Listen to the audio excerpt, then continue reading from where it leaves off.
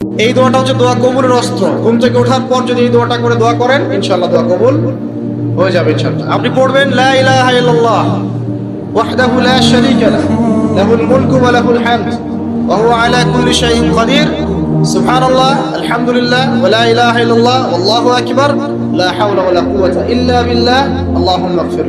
এটা করার পরে হাত তুলে দোয়া করেন, যা দোয়া করবেন তাই পাবেন ইনশাআল্লাহ।